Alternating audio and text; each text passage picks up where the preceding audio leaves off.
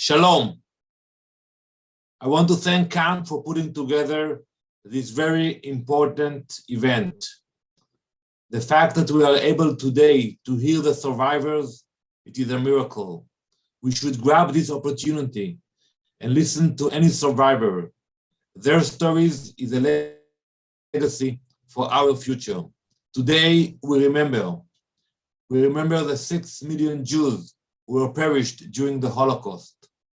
We remember the murderers, the Nazis, and those who supported them in committing those horrible crimes.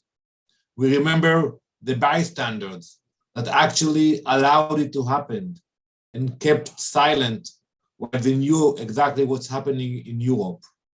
But we also remember the brave people, the righteous among the nations who were brave to take the initiative and to save Jewish life. Today, we think about our future and what we can do to learn from the horror of the Holocaust. Unfortunately, we hear voices calling for the destruction of the Jewish people, even in the year 2022. We hear the regime of Tehran threatening to send rockets and missiles against Israel. We will not sit idly by. Today, we have the state of Israel.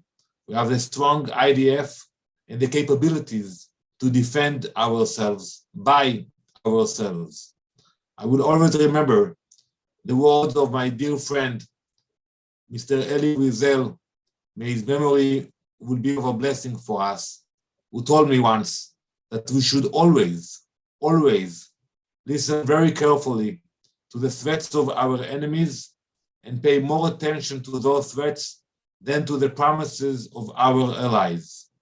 Today, when we remember the horror of the Holocaust, we know that we have the capabilities to prevent the next Holocaust. In order to do that, we first have to educate against anti-Semitism, promote tolerance, and that's what CAM is doing worldwide. We have seen the great work of CAM in so many capitals around the world, and I want to thank the team of CAM for their efforts. I know that together we can continue with those efforts, we can continue to prevail. Am Israel Chai.